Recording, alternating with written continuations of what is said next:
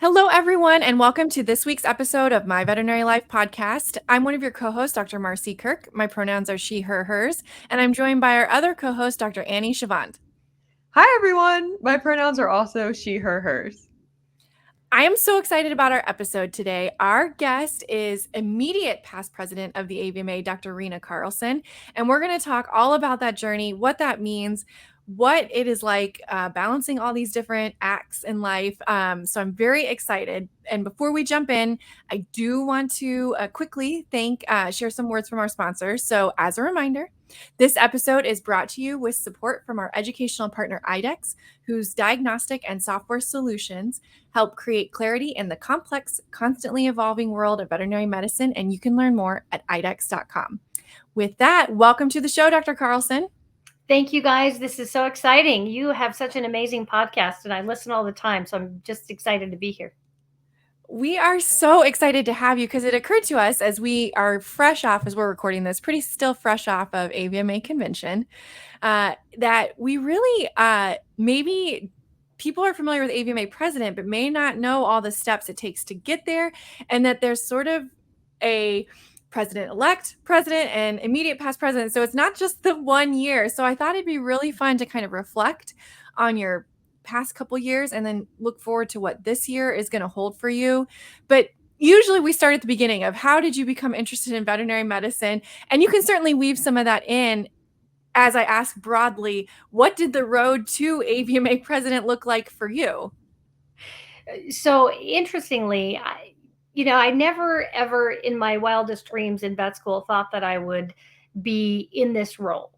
And on full disclosure, I was a member of SAVMA and I always went to meetings, but never really that active. And I just always let someone else take care of that. My classmates were amazing. And so, it's like, yep, you got to do this. This is part of being a veterinarian, but I didn't really have a grasp on how important it was to be involved. So, it was not until a couple of years out of veterinary school that my boss said, hey, we're going to our local Eastern Idaho Veterinary Medical Association meeting. And once again, full disclosure, probably the only reason I went was because she was signing my paycheck and I felt obligated to do so. But once I went to a few meetings and started meeting more amazing colleagues, I really not only enjoyed being around them, but I learned so much, so you're just kind of a sponge, always learning and always wanting to know more. And I looked up to a lot of these people. I'm like, oh my gosh, how can I be the amazing veterinarian that they are, right? I'm fresh out of school. I'm still in that. We didn't call it imposter back then, but I always felt like, I was not good enough yet. When do you get good enough to look like them, be like them? So that was really the jump start. And then it's just been a journey of all kinds of different jobs and pathways. And then another really big milestone was attending AVMA Veterinary Leadership Conference. And I'm telling you, I came out of that with such energy and excitement that I knew I wanted to be there again. And paying off student loans, young family, buying a practice, it was sort of like that, that was not necessarily a conference that, I was going to be able to pay for every year and be able to go to. And so honestly, I was able to become a delegate from Idaho, an alternate delegate. And so then started the path of being able to go every year.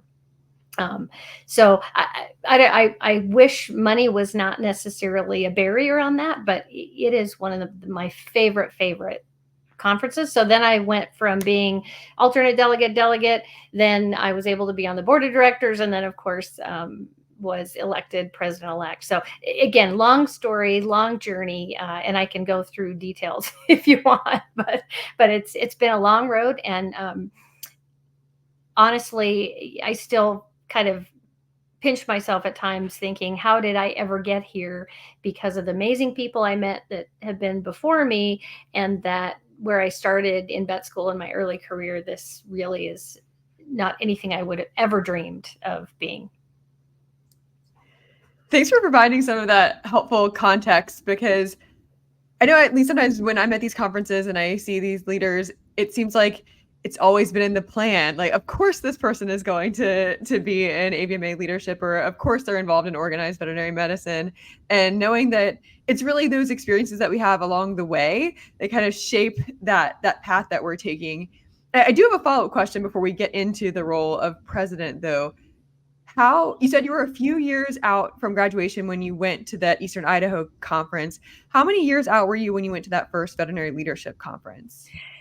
So that year, I was going into my president of the Idaho Veterinary Medical Association. So a lot of the state officers go to VLC as part of their role in a state leadership position. And that would have been probably about 8 to 9 years out at that point. And I had done a lot of stuff in our local association, which I'd met a lot of people. That kind of was the jump start to, being in the chairs and being in an officer position in our state.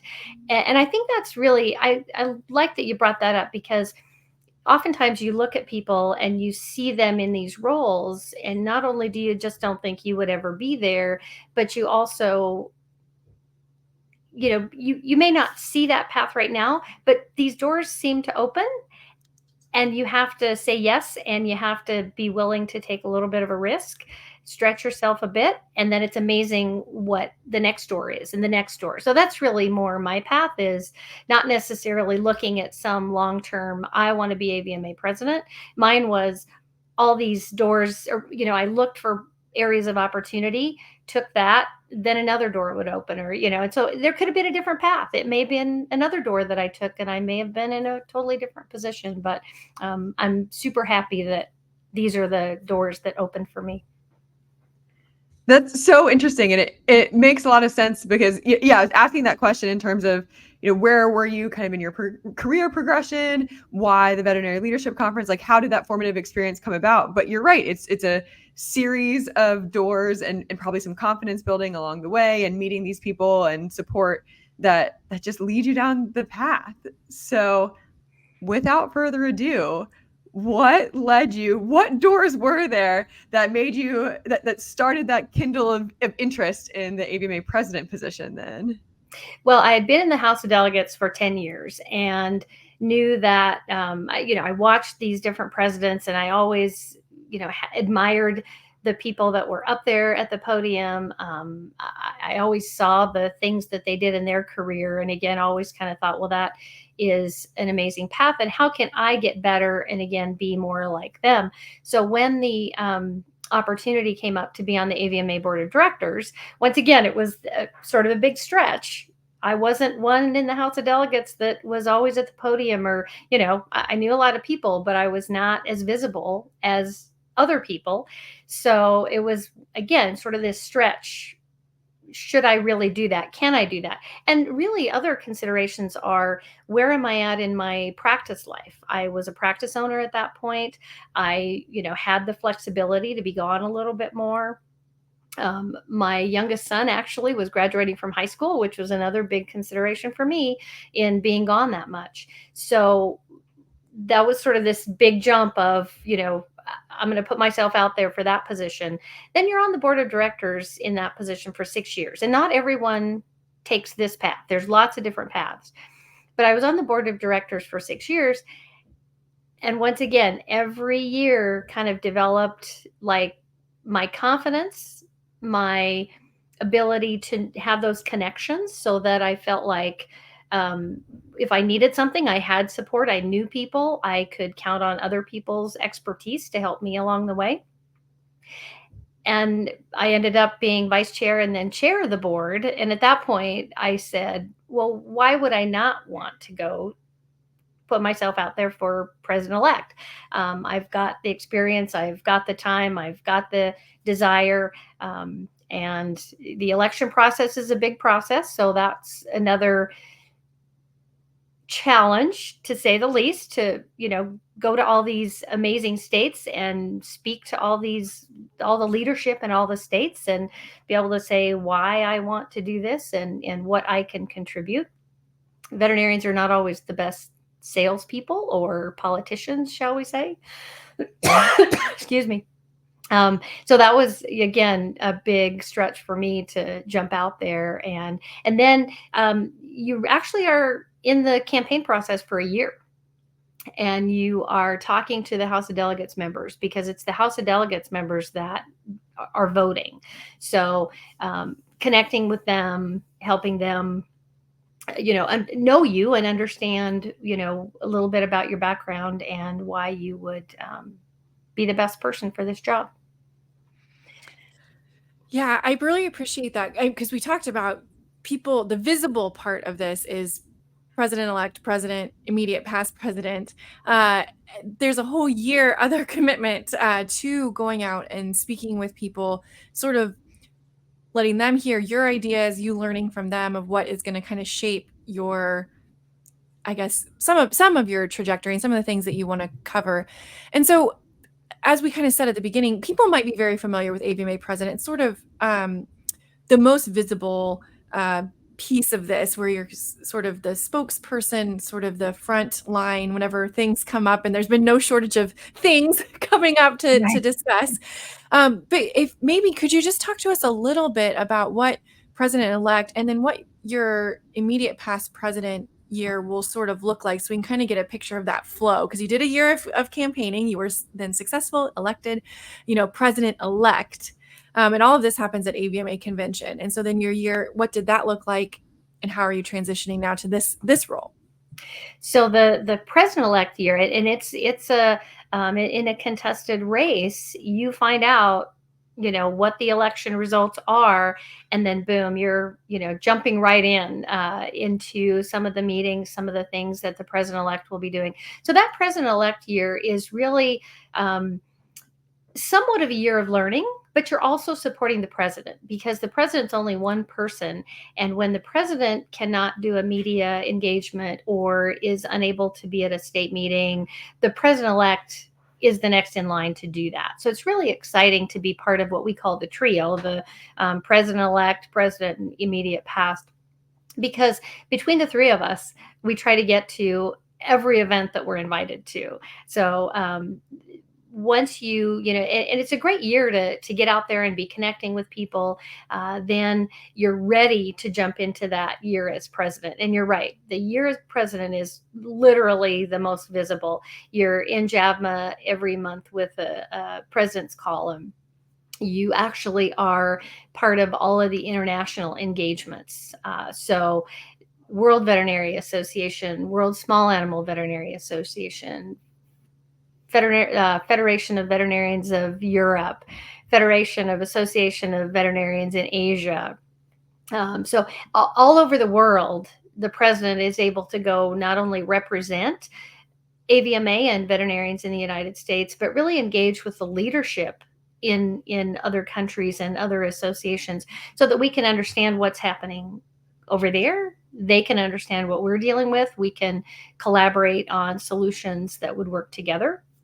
And it's such a global profession. Diseases don't stop at the borders. Human problems don't stop at the borders. Environmental problems don't stop at the borders. So it's a great way for us to connect on a global level.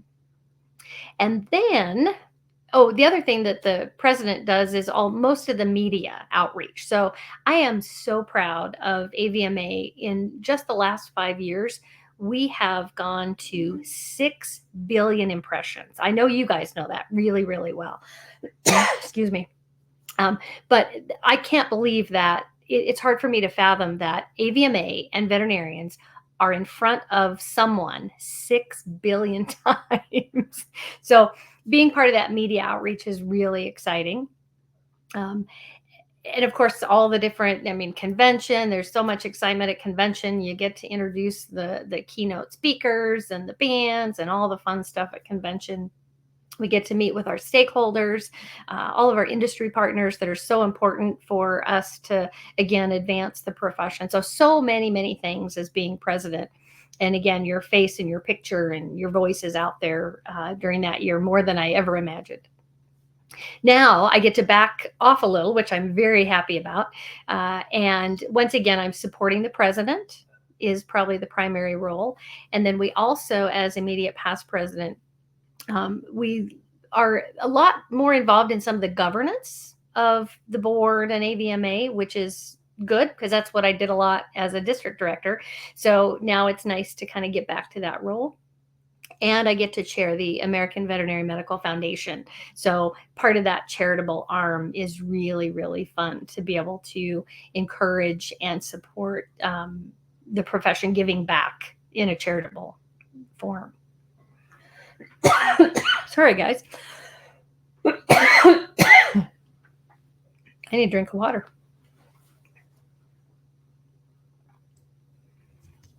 Do you want to grab some water? You're welcome. Yeah, can I go grab it? Let me go just for it. Yeah, you're totally good.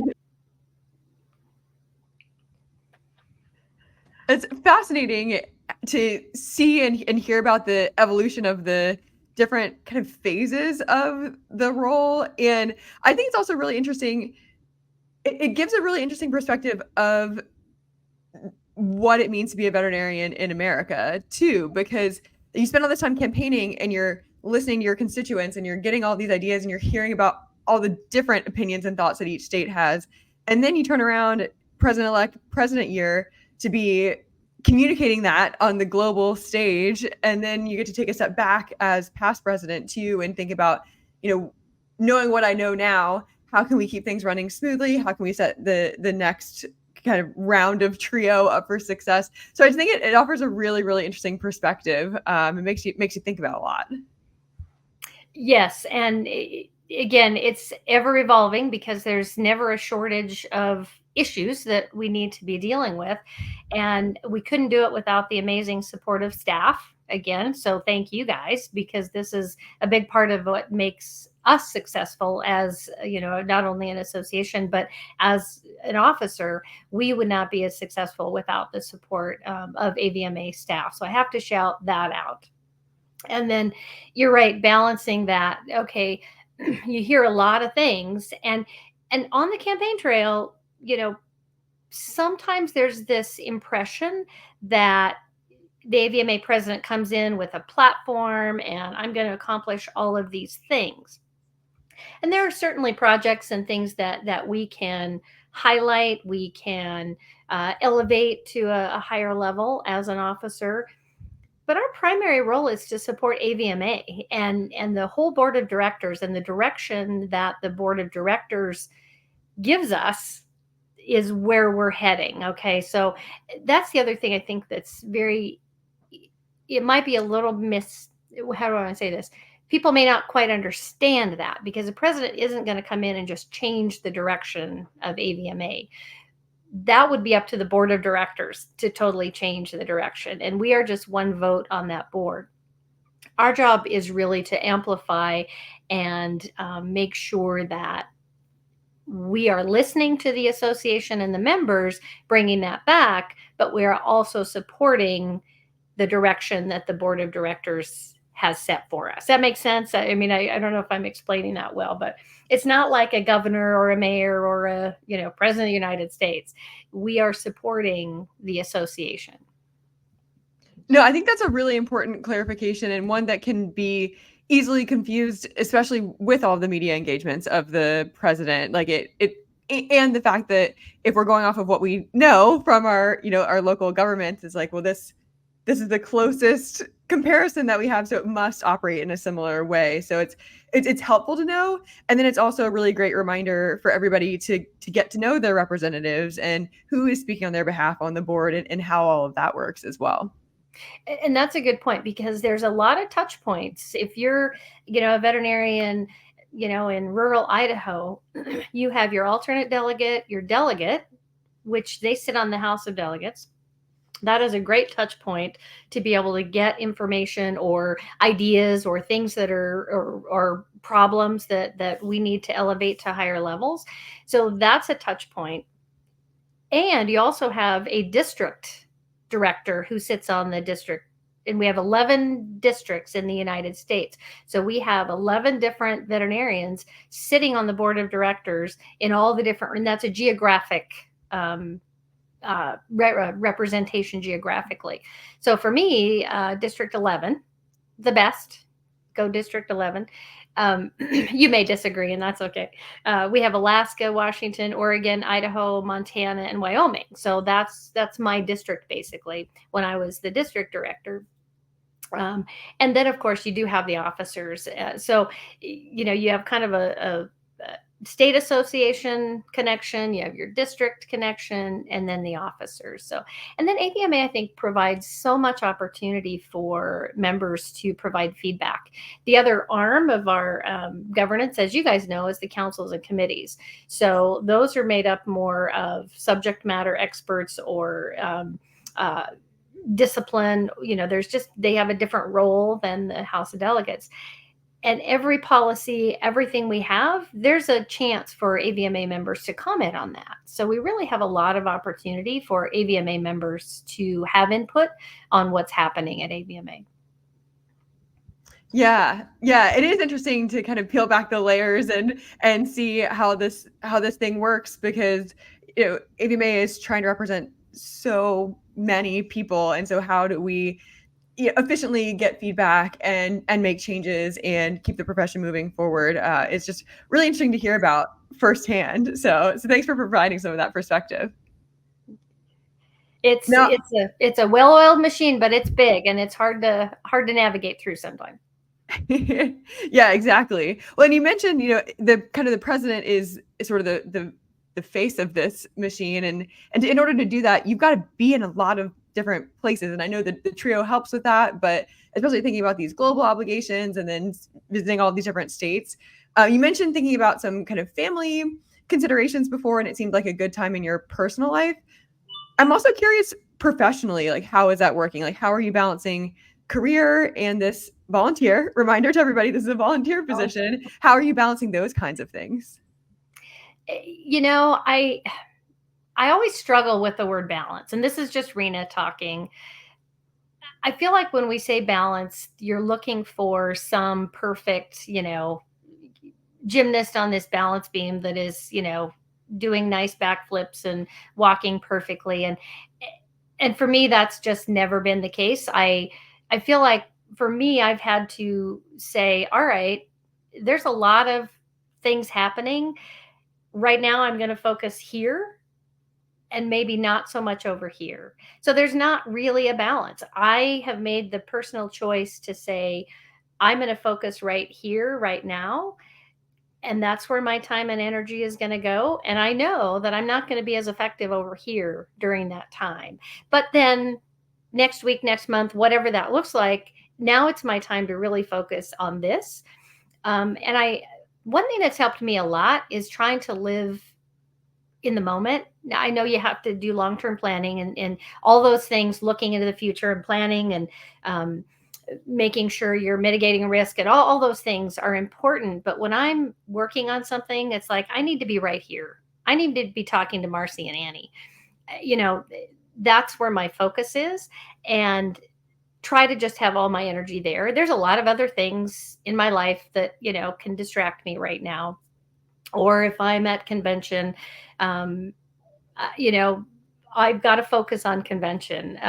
When I'm at my other job, because I really do have a real job, I try to focus there and say, okay, I'm going to check all those emails tomorrow morning or tonight when I get home, or whatever that is. So for me personally, I try not to say I'm balancing anything, because I'm not. I'm focusing on what I can do right now and how effective I can be here, and knowing that this will still be here, and I'll be focusing on that. And it was same with my practice and, family life over the years. Now we kind of call it boundaries, I guess. I never thought about boundaries early in my career. I like having some labels maybe and helping understand, so we're all in this same boat. But I always had to just be like, okay, I'm on call this weekend. My family is managed. I've got all this playing, I've got things ready for them. Thankfully, I have an amazing husband who took care of a lot of family things while I couldn't. But, and I had to focus on being on call. And I knew, boy, Monday when my shift was done, I'm turning that phone off, and now I'm doing this. Or, I'm going to figure out, okay, I've got this emergency happening, but I'm going to make it a priority to get to this soccer game. How can I manage that? How can I be like, okay, I've got support staff, I've got other people to help me. This is what I'm going to do here. I'm going to get over here to that soccer game, and then I'm going to come back, or whatever. I hope that kind of explains. But balance to me makes me think that there's some perfect thing that I'm striving for, and there's never perfection in my world anyway. Yeah, I really think it's helpful. I'm still struggling myself to find the word that sticks besides balance. Like I've tried integration, I've tried other things, and nothing sticks as much as like balance does. I think probably because we've just heard it so much. And I guess the way I view it is if you reflect back, overall it probably does balance out, but there might be weeks at a time where, I think about those scales where you have the person holding the two sides. It's like, oh, it might be weighted really heavy, but there's going to be times where I'm adding grains of salt to the or grains of sand or anything to the other side.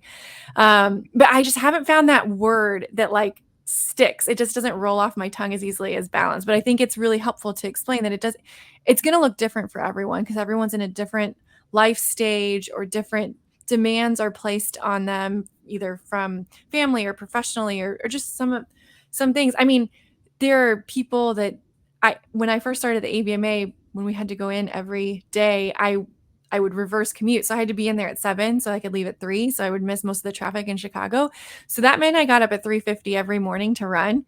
And right, like that's the face that I get a lot was like, oh, I don't do that anymore. But I did it because that's like for me what I needed to do to shift all the priorities around and fit everything in that I wanted to. It also meant I went to bed while the sun was still up. But that's what worked for me. And that's not going to work for everyone. And we just have to find that right recipe that works for this stage of your life and not being set on it. Right. I think again, it changes as the demands on you or the interests that you have change as well. How you structure things as a board member looked vastly different than how you probably structured things as a president, and how you're going to structure things as immediate past president. And I think it's important for us to each take those little moments in time to kind of check and see where we're at on it. But so I think all that to say, I think it's really well said, and that all of us can kind of learn from that. There isn't a perfect way to do all of this. We're all just kind of learning as we go, even though it looks like we all have it together on the outside.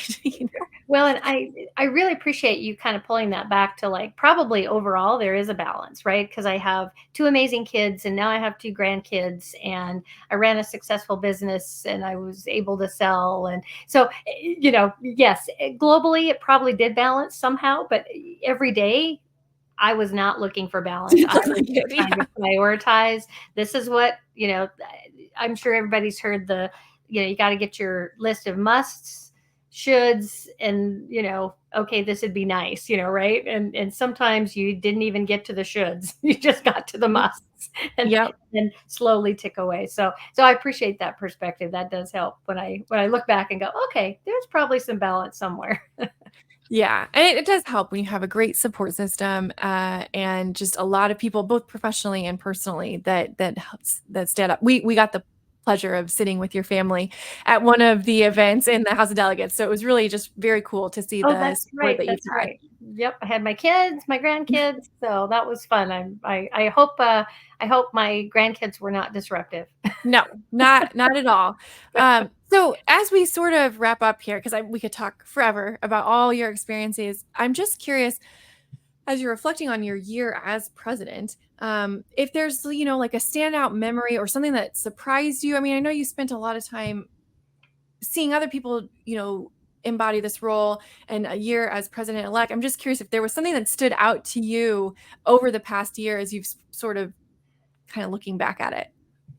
So I've had so many people ask, what was your favorite, or what was the highlight? And I always come back to the people. That it's what it's really all about. And whether it was I love going to state meetings. The leadership in our states and our allied groups as well, because we go to AAFP, AABP, AAEP, all the allied groups. I was able to speak with our public health service veterinarians. There was the military. So many different organizations that we work with, and the people are just amazing, right? You just learn so much. I always feel like I take more than I give. So So that makes you want to do more, right? Because you're getting so much out of it that you want to do more. And then you go globally and you talk to these amazing veterinarians across the world, and different experiences that they've had, and their pathway to leadership and how their association works. I mean, we were able to go to China and learn about veterinary medicine in China, and challenges that they have. So it all comes down to the people, and we've had amazing experiences seeing different parts of the world, but the people are what make it.